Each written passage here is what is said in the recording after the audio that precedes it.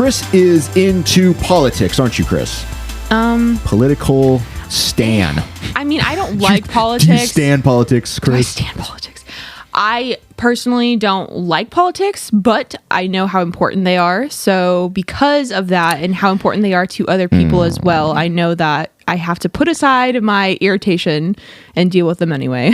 Okay, well, to open the podcast today, this episode, I want to give you a little bit of political trivia. Oh, goodness. We're going to do a little quiz, a pop quiz, I guess you could say. Thanks, Teacher Justin. Are you ready for your pop quiz?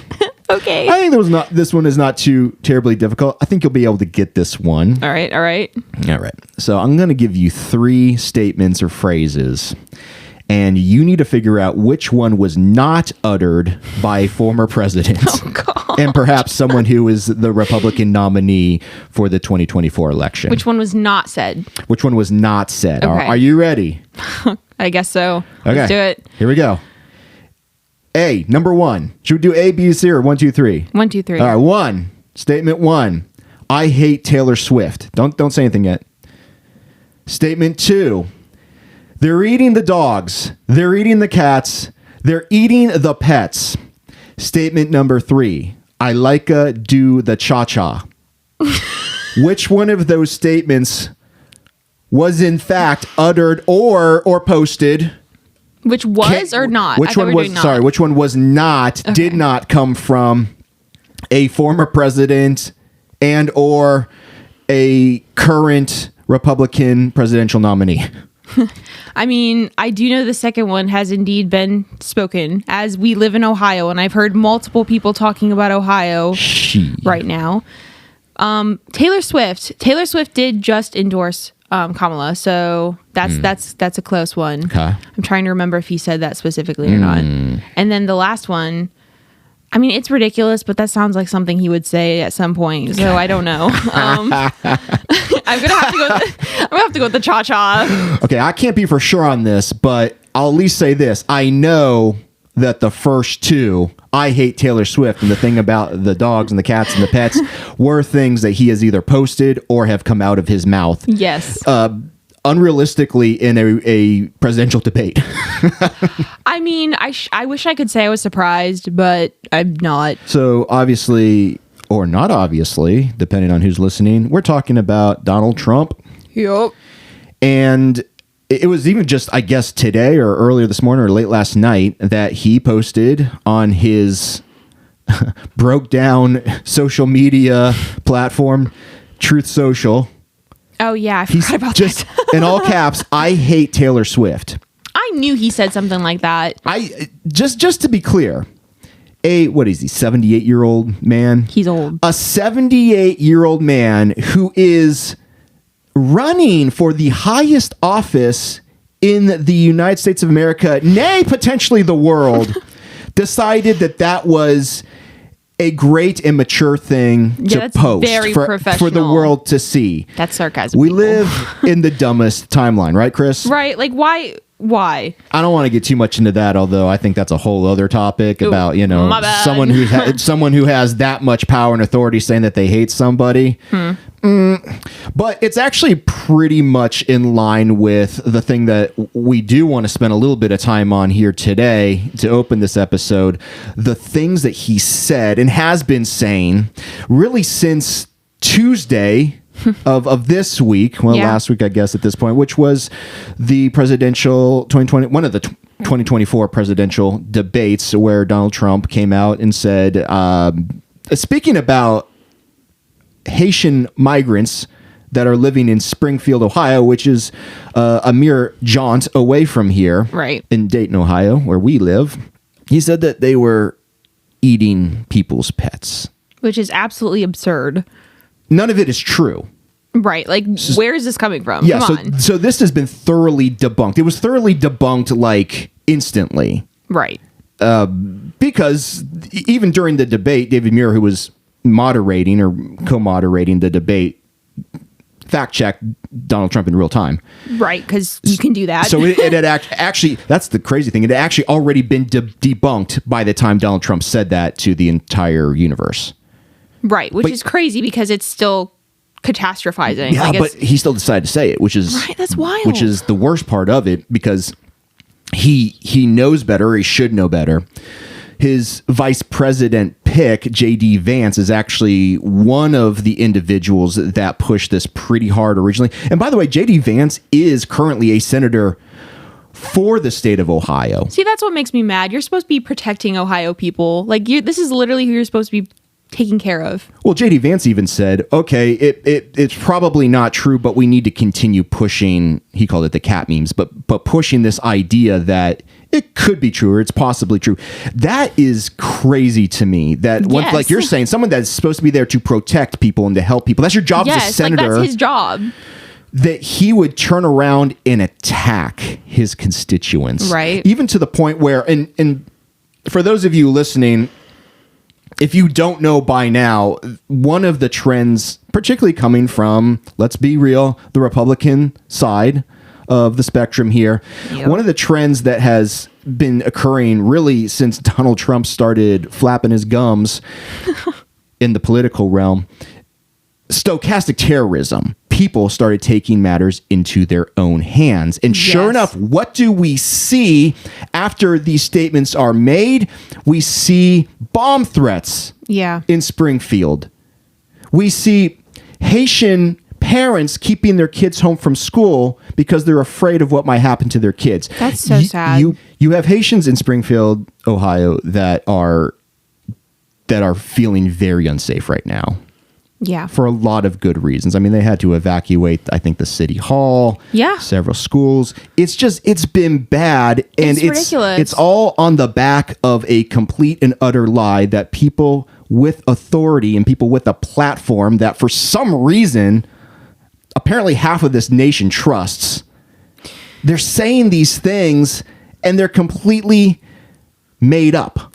And for me, that's the part that's the most infuriating about this whole situation is people who are completely innocent and did nothing to deserve this kind of attention and aggression are being hurt by these casual comments that people in power are making without any kind of thought of consequence. Yeah. And they're just trying to live their lives. And these Haitian migrants are actually the ones that have essentially resurrected Springfield. Yeah. As a town. It's so sad. They make America better. They make Springfield, Ohio better. Right. But because they look a certain way or because they're from a certain place and some people don't like that, this is what we get. Just like grow from up. From our quote unquote leaders. And, Donald Trump is no longer necessarily an official office holder, but J.D. Vance certainly is. And he is definitely not doing anything to... Right. And that falls on them. Like, the worst thing that they could do is hurt people because they have authority over so many individuals. And they don't even care. Yeah, and a large platform, too. Yeah. And that's the thing that really irritates me the most, but makes me think about this Conrad Vine video that we've been using. It's so similar in so many ways, which is wild to me. But again, that video, we've been talking about it pretty much every episode in this season. It's the one that we're using to springboard off of. It's called Transgenderism and Gender Identity, and it's Dr. Conrad Vine, who is this. He's a conservative Christian, and he's being hosted on this show as an expert talking about this stuff. The issue is that if you were to fact check any of his claims, scrutinize them even a little bit, you would find that there's a lot more to the story. That's the crazy thing. Once again, he's got a big platform. A lot of people trust him. Right. Particularly in the Seventh-day Adventist Church, where we come from, Chris. But there are also other conservative Christians that will watch that and be like, oh, wow, I didn't know that about the trans community, or they would say about transgenderism. Yeah. And it's not true. The issue, once again, here is that there are victims that come along with this rhetoric. They're actually picking on a certain demographic. Yes. In order to, well, again, whatever it is that they're trying to accomplish. But it's just a bunch of... It's just hateful, it's like hateful words, hateful speech, hateful rhetoric without ideas, any concept of consequence. And people are suffering because of it. Yes. But Conrad Vine will keep on running his mouth. Because for him, it does nothing. It wouldn't matter, exactly. He didn't care. Other than it gets him what he needs for his own personal experience. How messed up is that? It's terrible. By the way, from the religious movement that claims to be moral. Right. Like, it's all about the fruit, right? That's something we learned from Jesus. He says if the tree bears bad fruit, cut it down. Or cut it down. So I want to get back to the Conrad Vine video, and actually we're gonna hit on something today. Not hit on something. That sounds creepy. It sounds like you're flirting with someone. We're gonna talk about something today that we did touch on. It's not getting any better. That we did touch on last episode. You were so funny. Ooh. Stop. that we mentioned last episode. That we covered last episode. Is that better? Yeah, we covered a little bit. Better. There you go. As we were quoting from the Dr. Vine the Conrad Vine Bunny Pounds video here from Christians Engaged, where they opened up really their content with a quote from Bill Maher, who basically said transgenderism is growing in Washington State and California more than states like Alabama and Texas, and then ended up basically blaming it on YouTube. Which is wild, but okay. Yeah. I do want to clarify here for a moment. There are a number of times in this video with Conrad Vine they use the term transgenderism, which we've already touched on is not a good term to use because the ism makes it an ideology. And once they can make it an idea that someone comes up with or is convinced of, they can debunk it instead of being like, oh, this is someone's identity. Yeah. So really the words that we should use for the trans community are trans community, transgender community, they're transgender individuals, trans people, anything along those lines. Humans, they're people too, you know. Maybe if we keep on saying humans, the conservatives will finally understand that these are actually human beings. Right. Probably not.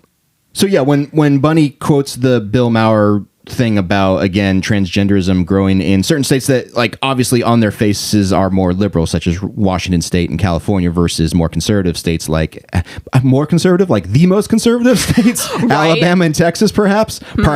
We'll see. Time will tell.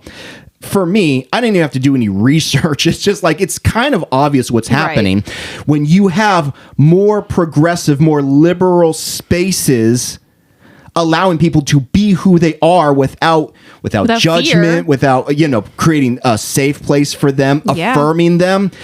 You're going to see diversity within within the population, right? Exactly.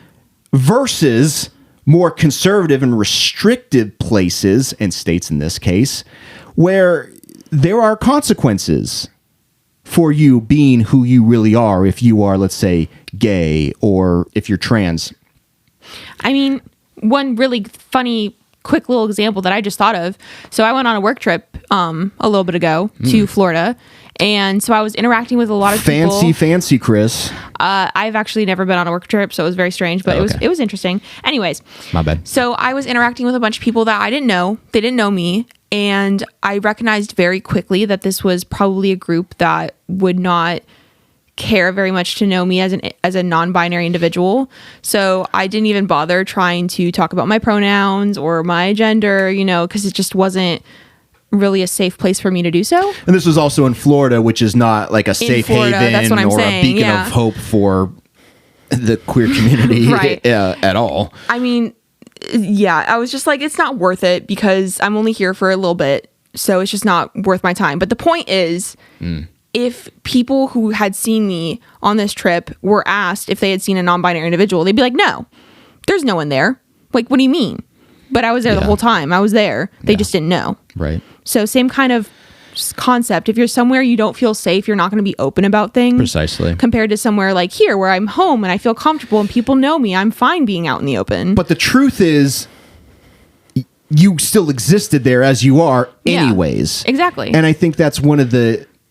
I don't know if Bill Maher doesn't get that. I don't know if Bunny and Conrad don't get that. They're smart people, right? Like, they must be able to have the capacity to understand that, look, just because you don't have the visibility doesn't mean that the representation isn't there.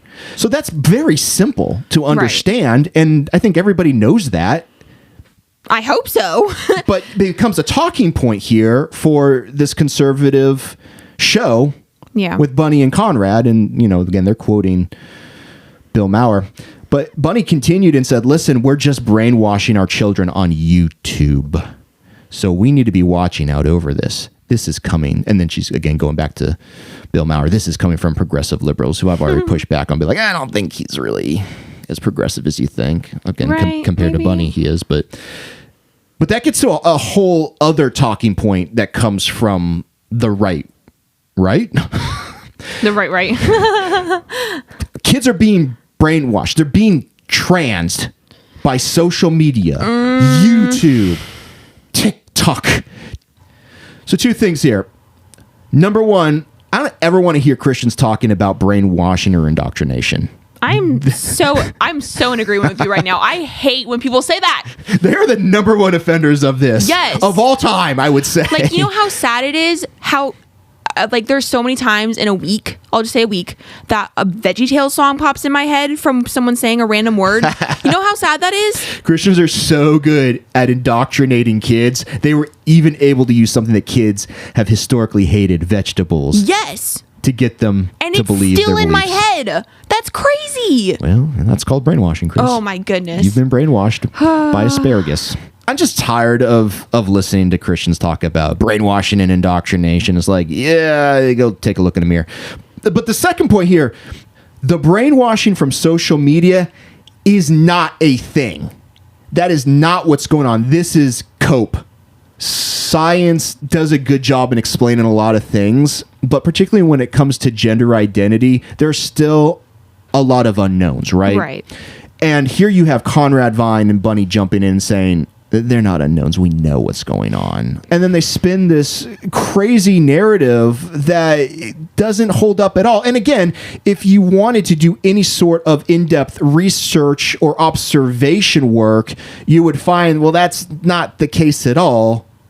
What are you doing? It's like, again, to me, it's like, and we talked about this in past episodes, but it's like every time there's a school shooting, it always comes up, oh, it's the music. Right. It's the video games. And it's like, the 90s called. They want their talking point back, right? Yeah. You know, as someone who took a while to understand their gender and sexuality and grew up in the Christian environment, I've seen both types of media kind of as an onlooker, or maybe not so distant from the Christian side of things, but still. And the types of media are so different. When you see Christian media, especially if you're trying to promote it to someone who's not a Christian, a lot of the times it's a lot of fear and guilt and shame built into it. Like, you need to turn and repent, because if not, this and this and this is going to happen. Like, it's very fear-based a lot of the times, or it's super emotional and this is a great experience that I had and I'm going to use this to drive and convince you that you will also have this experience if you convert. On the opposite side, any kind of media that I saw, especially as I was discovering my identity in all of its facets, was informational. It was, this is what this means. This is what this means. Or people talking about their experience of discovering themselves and what it looked like for them. So on one hand, you have a side of media that's trying to convince you to do something, or else something bad will happen to you or something good will not happen to you. But that's conservative Christianity. Yes. So that's the projection aspect of it. They're like, this is what we would do. Yeah. And on the other side, you have any kind of queer media saying, hey, this is information to give you, you do with it what you want. And so for me, it's really funny to hear Christians be like what you just said, like, it's the projection. This is turning kids gay. This is turning kids trans, because that's the kind of media they're used to spreading, I feel like. I just don't know what the evidence of that is. Other than it kind of makes a little bit of sense that you may see something and then be convinced about it, because that's just kind of what the human experience is. Right. But we're talking about gender identity in this case. Yes. And I mean, I guess if I was going to give them any type of leeway, it would be that maybe when I was first realizing specifically my gender, it's kind of confusing. Yeah. So, and it takes a lot of time and thought, for me at least, it did. And other people I've talked to have as well. I mean, I don't know everyone, so. But can I pop in here? Yeah, was it as confusing, or would it have been as confusing if you didn't have the status quo narrative being shoved down your throat? No, it would not have been as confusing. See, because I think that's what we're really getting at here. Let's continue on with what the Conrad Vine video was saying. I don't even remember who necessarily said that. I think this is Conrad Vine said this, but there are social media accounts that target teens, and they give you tips on how to do this or Conrad that. Vine. Yeah, parents need to monitor this. Which, by the way, this is not an episode about like what parents should or should not monitor in regards to their kids' internet use. I would be 100% on board having a conversation about that. That would end up being on the side of somebody that said maybe you need to more than less monitor your kids' internet usage. Right. I think that's an argument that can be had. That's not what he's talking about, though. He's saying if it's anything LGBTQ plus, it is automatically bad because you run the risk of your kids becoming that from the cis straight individual that they currently are, that they were born that way. Like it's an automatic game changer. Yeah, there is no other option in this man's mind. He's like, that's what it is. Everything else, again, is an ideology. That's why he says that over and over again. Yeah. He continues, you may have a girl who appears to be happy in your home and one day says, I identify as trans. And that doesn't come out of a vacuum. The chances are she has been watching very glamorous looking social media influencers saying you can escape the guilt of CRT and phobia and the social scrutiny of your body by going the trans route. So that's his expert opinion. That's so crazy. Which we're going to get more into that stuff later on in the season. So I don't want to get into it too much, but this guy clearly has some very like niche ways of thinking about the trans community. Right. Don't he? Interesting. But the bottom line is these individuals are trying to make the case that social media plays a huge role in turning your straight cis kid into whatever. Doesn't matter. They're in this case, we're talking about the trans community, so we'll just, say turning them trans. But that's a real thing, and that's, again, what Conrad Vine is trying to say. Where does this come from?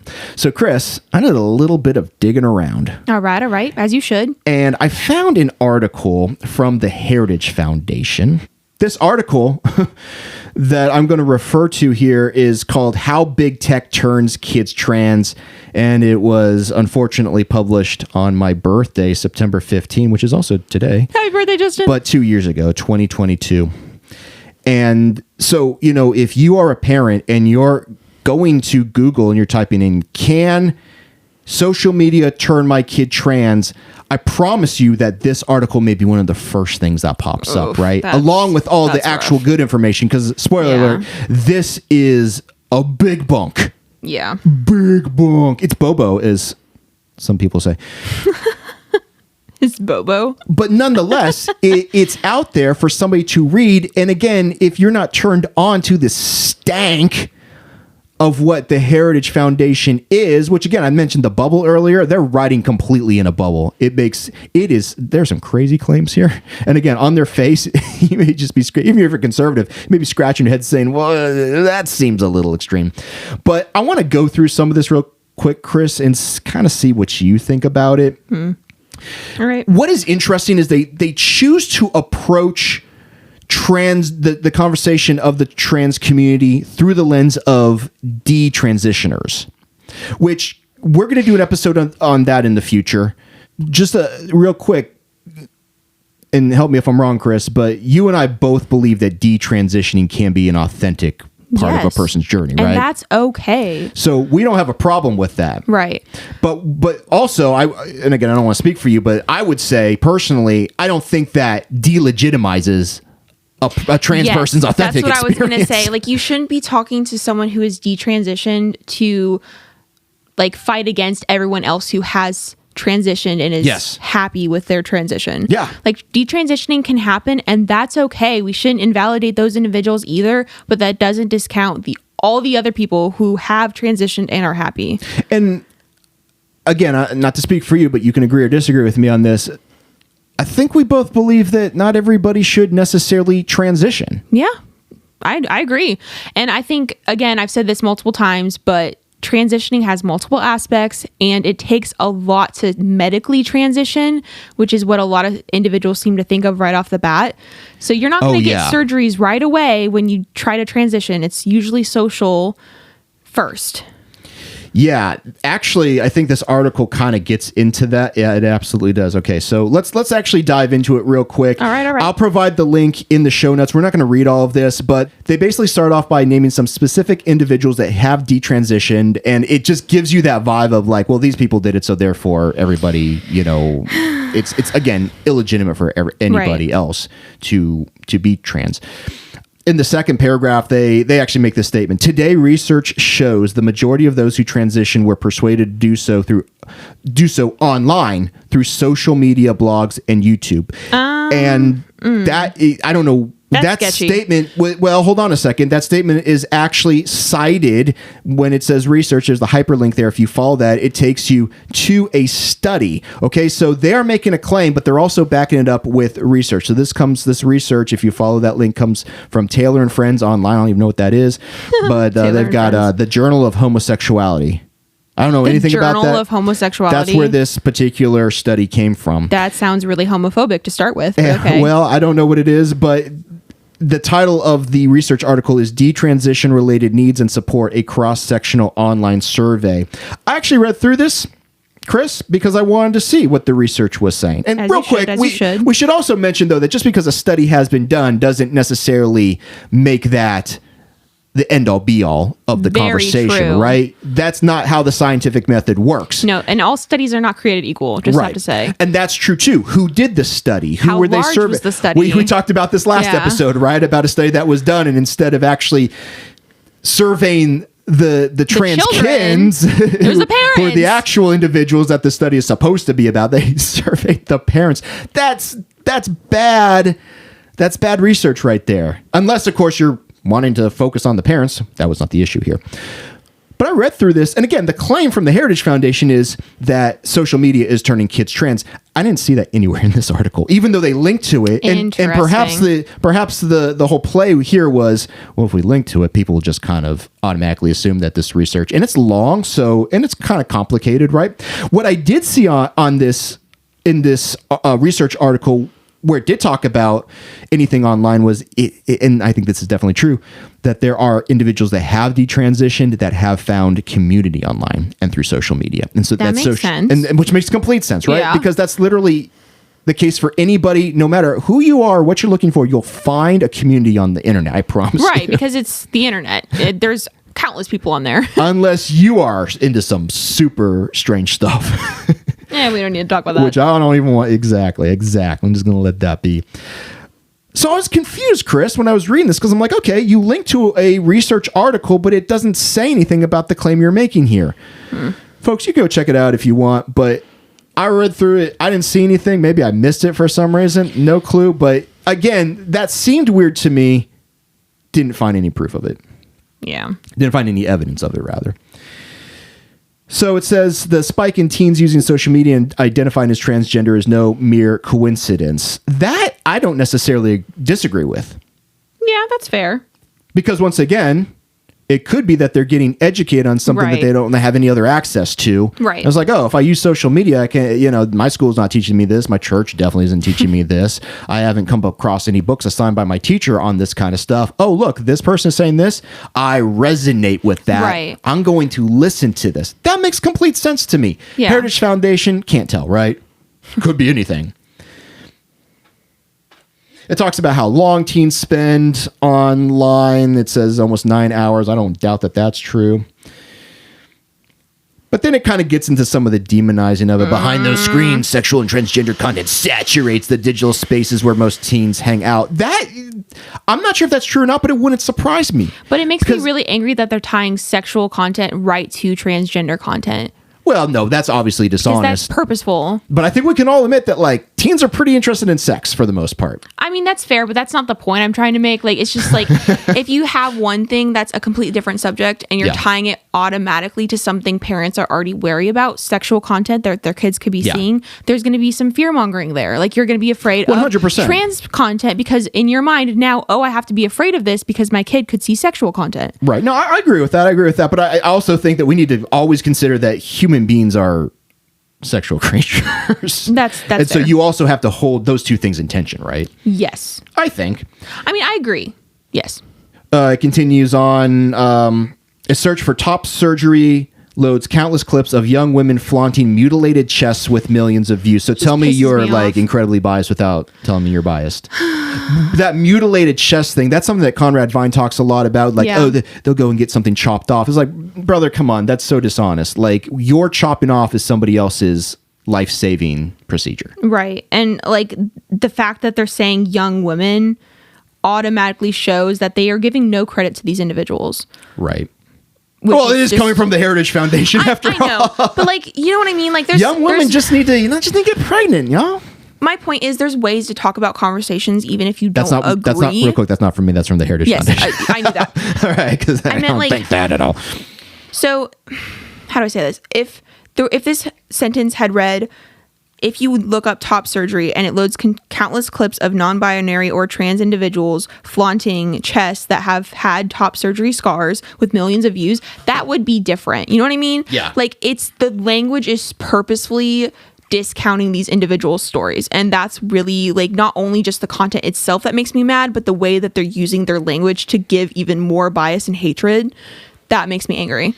Yeah, and nobody should really believe any of this stuff anyways because it's propaganda. But again, you do a random Google search and this is one of the first things that pops up. Yeah. I mean, again, if you're already biased towards it, this is going to confirm that bias. Yeah. And then you're going to be like, oh, shoot, well, I knew it. You know, it continues on real quick. If you do go and you read this article, it's going to talk about pornography. It should be made known that the Heritage Foundation considers anything whatsoever that is trans related to be pornographic. Yes. That is a wild thing that we have learned from Project 2025, if nothing else. They're like, even the discussion of somebody being trans is considered by them to be pornography.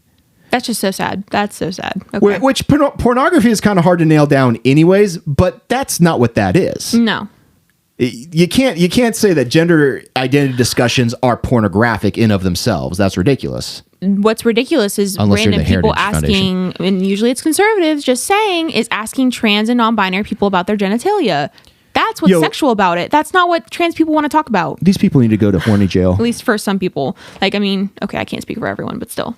I don't want to talk about this article anymore, but I will say, because the next thing that I do want to bring up, Chris, addresses all the stuff that's listed here without us actually having to go through and read it to you all as the listeners. But if you want to, you can go ahead and read through this yourself. Basically, it's, again, just a lot of this stuff is so either just completely made up or again, dishonest representations of things that are true. And again, particularly with like the detransitioning aspect of it, again, that is true. That does happen. It does. But you cannot paint with a broad stroke that's everybody's trans experience. That's obviously ridiculous. I mean, they even have a paragraph about what could happen if you do end up transitioning medically. But I mean, if you know anything about surgeries, any kind of surgery has a lot of risks. So that's another conversation. It way out of proportion. That's another conversation we'll have for another time. But yes, that is true. I just got to that paragraph and I saw it and I was like, ooh. Yeah. And Conrad Vine, is also guilty of making those assertions. Yeah. I will say that the last two sentences here of this article say, given the woke design of digital spaces, kids need protection online more now than ever. Lawmakers and parents both need to step up. And in a sense, again, I minus the woke thing, I agree with that, but not in this case. Right. I actually talked to Justin about this earlier. On my phone, where I'm looking at this article, the very first line is, given the woke design of digital spaces. And if I just cover that line up, the rest of it, I agree with completely. Kids need protection online more now than ever. Lawmakers and parents both need to step up. I agree with that 100%. Yep.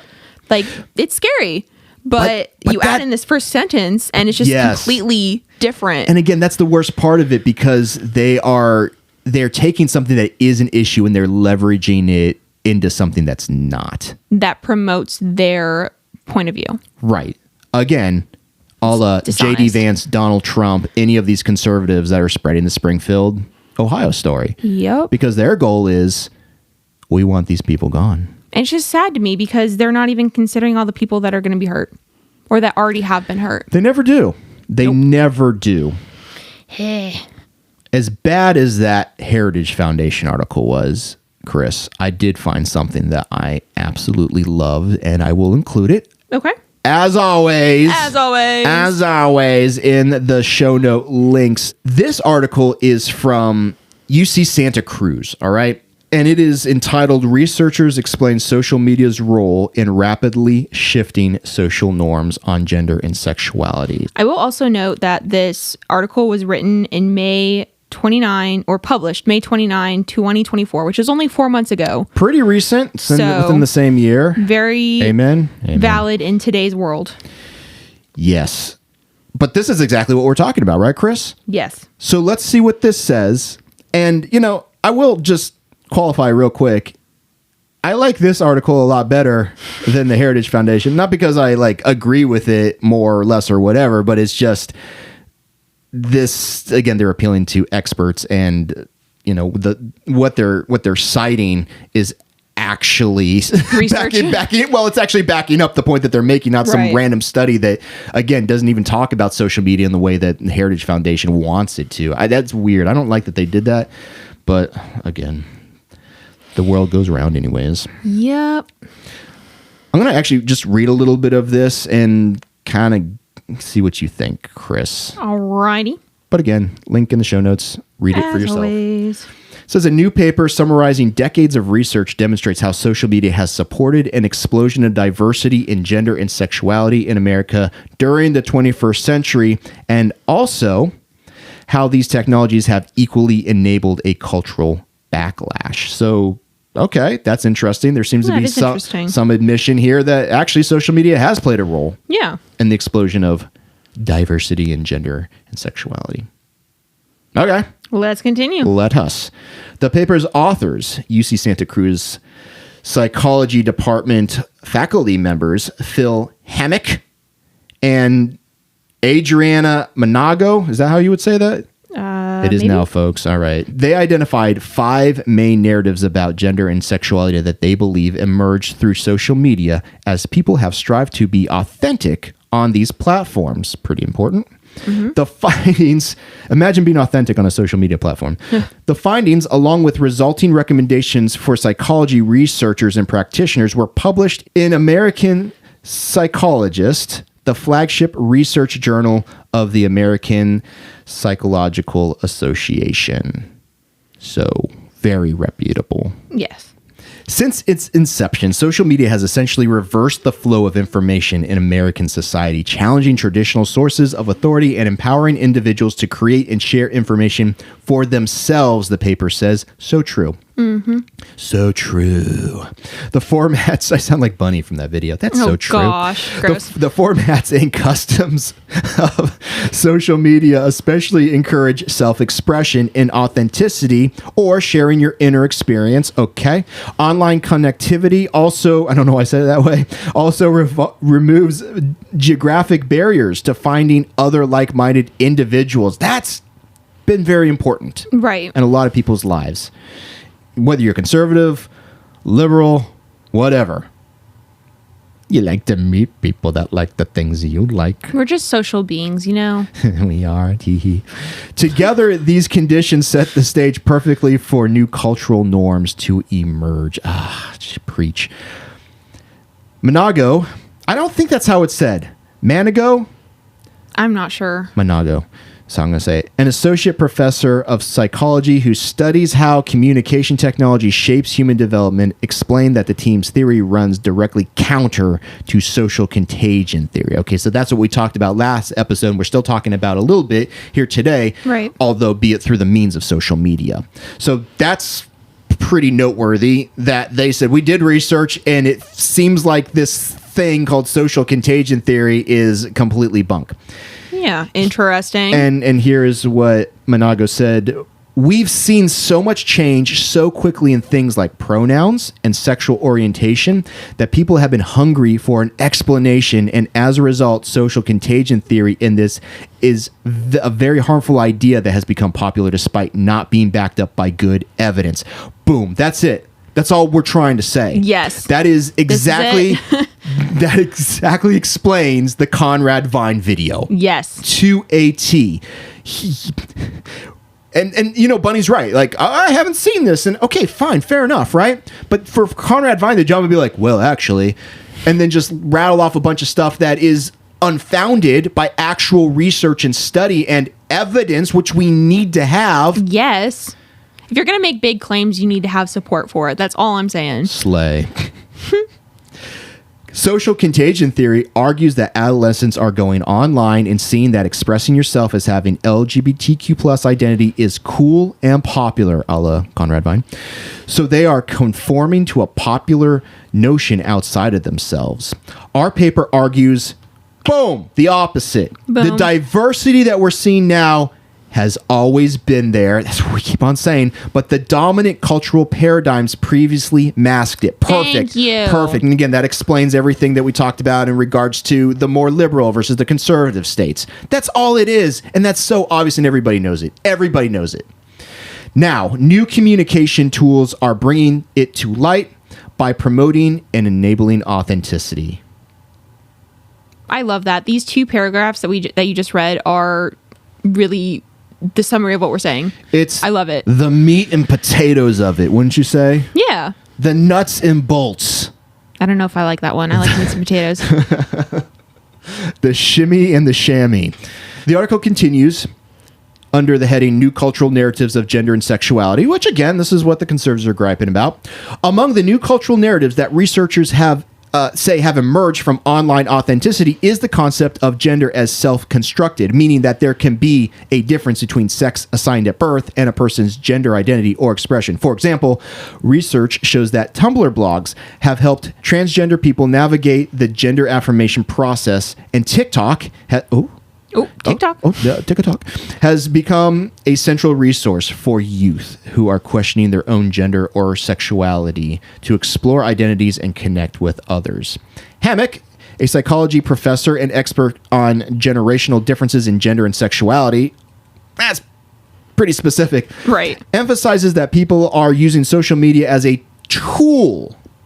Yes, like it's not convincing them. It's an aid to better understand complexities, and it is complex, yes, around gender identity that they already feel within themselves. Yep.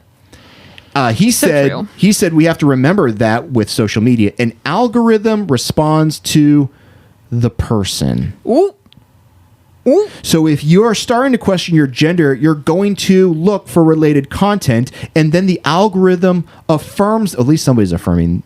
At least someone's affirming them. Oh, that's sad. The algorithm affirms that. But you are still the active agent who is on social media liking things. That agency sometimes gets downplayed when we talk about the influence of social media. This article is so... This is so true, though, because if you ask two people... This article is the moment. Right? Like, you ask two people what their social media looks like, you're probably going to get two very different answers. So what'd you think about that article, Chris? I really liked it because it takes a lot of information from multiple people, first of all, who have experience in different fields and are giving information, and it's supporting these views with data. So already it's doing great. Yeah, but again, like, logically, this makes a lot more sense than the other argument. Yes, and I mean... we'll get to it in a little bit, but I've had my own experience with social media and learning and educating about gender/sexuality. So why even wait? Let's get into it right now. Let's get into it right now. Don't bore us. Get to the chorus.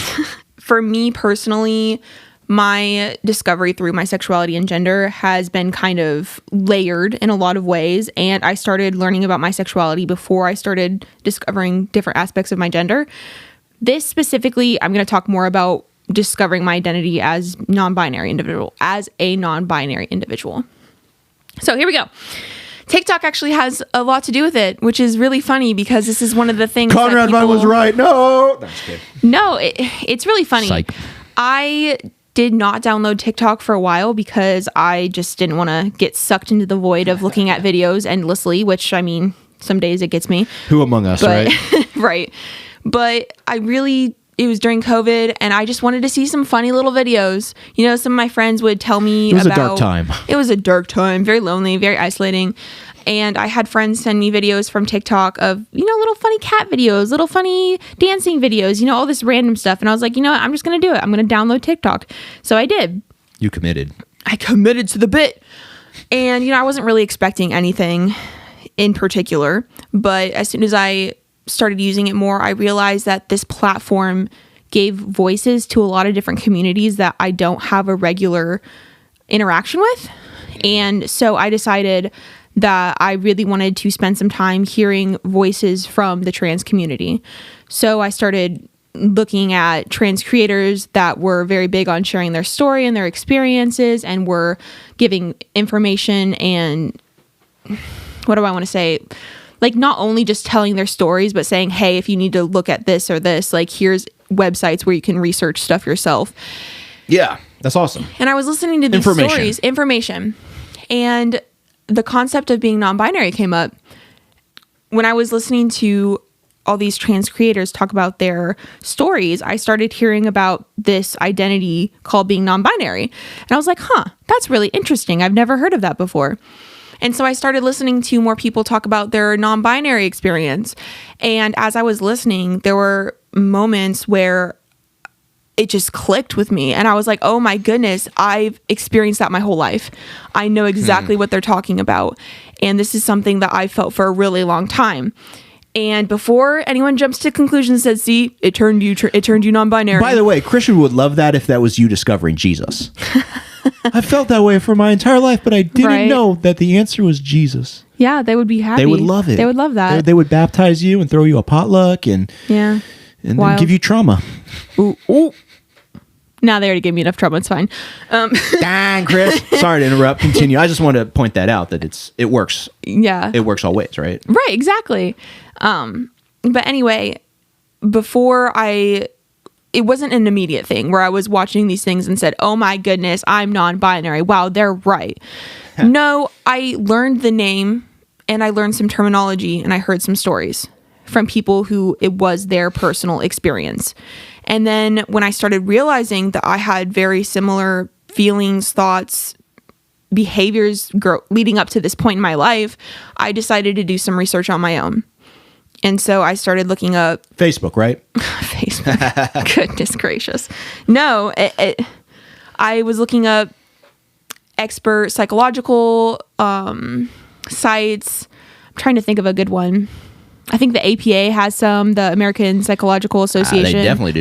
They have some good articles. We've linked there before. And I've looked at several different just even blogs and stuff of people telling their story and just getting more information as much as possible. And all of this came together for me to spend a lot of time thinking about myself and my experiences. And that's what helped me realize that I'm non-binary. The more I look back at growing up, there's definitely things that I always felt that made me feel so different from people around me, even when it comes to who I was attracted to growing up, or middle school when people are, going through puberty and, making all these like discoveries and like being very proud of themselves as individuals. A damned period of time for all of us. Yeah. Middle school. And, I knew that. And so there's so many thoughts coming from your head that you just assume your experience is the same as everyone else's. Right. In terms of, I'm going through puberty. I'm going to be going through some weird hormone changes. I'm going to be, upset with myself and my appearance and all of that. And so I kind of just assumed that's what it was. But then when I started hearing how people would talk about their gender and their experience growing up, I was like, oh, wow, my experience is so different from other people. That ain't me. When it comes to viewing social media, it's really easy to look for things that you want to see all the time. Like you said earlier, the algorithm responds to you as an individual. There's like a search bar and everything. Right. So most people can relate to trying to find people that are like-minded with them. And it can be really, really beautiful to hear people share experiences with you when no one around you seems to have that same experience. Yeah. And that was the beauty for me with TikTok, was I was seeing people talk about things that no one had ever talked to me about before. And I was like, oh my goodness, I'm not alone. Your pastor didn't teach you these things? No. Oh, that's interesting. And I have to say, just because apparently some people think that I want to do this to be cool, this was a really scary notion for me. I'm sorry, like that's so disconnected from reality. It is. Like I've talked about this several times in several different episodes, but unfortunately for me growing up as a Christian, being gay, being non-binary was a terrifying concept because I just wanted to fit in with my family. I wanted to fit in with my friends. I wanted to fit in with my church. So discovering this stuff wasn't something that I was trying to do. It was like the truth was in my face and I could either choose to ignore it and hide myself, or I could embrace it, accept myself, and move forward in life being happier as myself. Yeah, and I mean, again, I don't even know if this needs to be said unless, once again, you're living in that bubble, but the notion that queer people are just uplifted as the ideal human, and if only all of us could achieve queerness of some sort, then we would certainly have made it. Like, I don't know what these people are smoking. It's so funny to me because I'm the type of person that like Conrad Vine and the Heritage Foundation would use as an example if I followed their narrative. And what I mean by that is this. I consumed only Christian straight media for most of my life. Guess what? I'm still gay. I realized that I might be non-binary. You always were. And I still am. And I always have been. But like I've consumed all the media that they say will keep you straight, and I'm not straight. I'm not cis. Even Adventures in Odyssey? Even Adventures in Odyssey. Because that stuff's pretty strong. And VeggieTales, you know? Can't you see? And can't you hear? Right? Like I did all the work that they say you can do. Like I prayed to stay what the church wanted me to stay. I talked to God. Like I did the research. I tried everything I could. And it didn't matter because it's not a choice and it's not something that I could run from because it was just me. But again, this is coming from people that have no understanding of what the trans experience is. Exactly. What the gay experience is. They just want to talk on it like they're experts because that is actually what's required of them in their positions. And I know I talk about that a lot, but I think it's so important because people who are promoting the idea that you can just change your mind and be whoever you have to be, they don't realize how harmful that is for people. And, you know, if that does happen... Okay, it does. Okay, then it happens, but that's not what we're talking about. Exactly. And that's probably not super great for you anyways. I'm like, I by no means want to use my experience to invalidate someone else who has either detransitioned or does not have any kind of... you know, very cis, very straight. Yeah. No, I don't want that at all. Right. But I also don't want that same exact thing to happen to the non-binary and trans community from those few who have detransitioned. And that, again, that's just the issue with this whole conversation is everybody is a unique individual. Right. I love how Christians always like to say that until suddenly it works. Until it suddenly works against their narrative. Right. It's like but again, you all understand that whenever we're talking about anything, individuality matters. Yes. And just because this was somebody's experience doesn't mean that it's everybody else's experience. Why do I need to say that to these people? I don't know. I wish. Why do they not? It seems like common sense, but you know, whatever. Again, it just leads me to believe that they're being on purpose dishonest to get something out of it. Right. And at the end of the day, TikTok didn't turn me gay, didn't turn me queer, didn't turn me non-binary. I had that in me the entire time, but it gave me the words so that I could relate to other people with similar experiences. Yeah. And gave me the opportunity to think about things in a way that I hadn't before. That's it. It wasn't a sales pitch. Yeah. Knowledge is power, and they don't want you to be powerful, Chris. They want to keep you down. Wow. Like a clown, Charlie Brown. Oh, goodness. I have to say, even though it was really hard to learn about everything later in life, I am much happier being me as an individual, and I have people in my life that respect and care for me as I am, and that's beautiful. You can find that too. Let's wrap this episode, Chris. I'm sorry. I'm just laughing because... why are you laughing? As I knew we were wrapping, I was like, oh, shoot, I need to get a joke up here. And so I looked up. You know, we were talking about pets at the beginning of the episode and somewhat throughout the episode. Yeah. And obviously, the statements that were made about pets at the beginning of the episode are not true, and so I guess they're kind of a joke in of themselves. I will, though, say, even though there have been a ton of very funny memes that have been created and moments that have been created since the whole, they're eating the dogs, they're eating the cats. It's actually not funny because of the casualties within this. Yes. Within this lie. So I don't want to make it seem as if we are not aware of that. I would hope that we covered our bases on that. Hey, no, actually, this is not cool. And the fact that you've got Christians out there that still support these two guys, ridiculous. Ridiculous. You need to come correct on that. I'm sorry. I don't want to tell you how to vote or any of that kind of business, but this is obviously wrong. And if you can't see that, you're just part of the problem. Yep. But I did want to look up some pet jokes. Oh, goodness. Okay. What'd you find? I found a website called Ducksters. Oh, gosh. And it's just the graphic is cracking me up. I don't even know. I'll just post this to our social media so y'all can all see that. Follow us on like and follow on Instagram if you want to see this. Or you don't even have to like and follow. You can just check it out. Hold on. I want to make a screenshot. Command Shift 4 is what I'm going to do. And I'm going to just highlight this. Oh, there's a Harry Potter ad in here. Oh, shoot. She heard you. J.K. Rowling heard you. She's in my house. Is it okay to read Harry Potter anymore? I'm not even talking about like Christian wise. I'm talking about just like human rights wise. I do love that David. Wow. Daniel Radcliffe has come out and been like, hey, so J.K. Rowling has been super transphobic, but like we don't support her. Yeah. So I do love that. Yeah, good for him. All right, let's see what Ducksters has to say. It says, jokes, you quack me up. Okay, this is already probably a mistake. Let's do some cat jokes. If you say something offensive about my kitty cat, I'm going to be mad. Chris, I'm just reading from the internet here, so blame the internet, just like Conrad Vine does. Okay. What is a cat's favorite color? I don't know. Purple.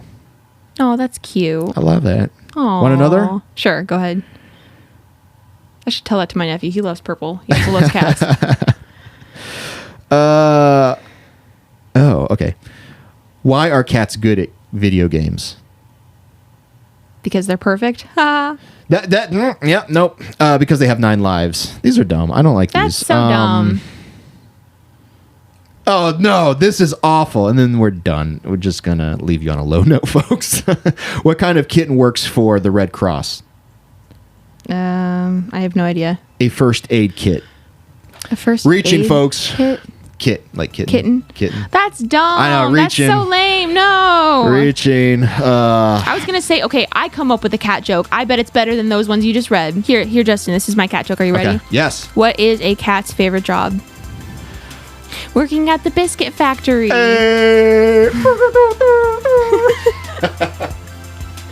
Putting in the hours. Happy birthday, Justin. Happy birthday, Justin.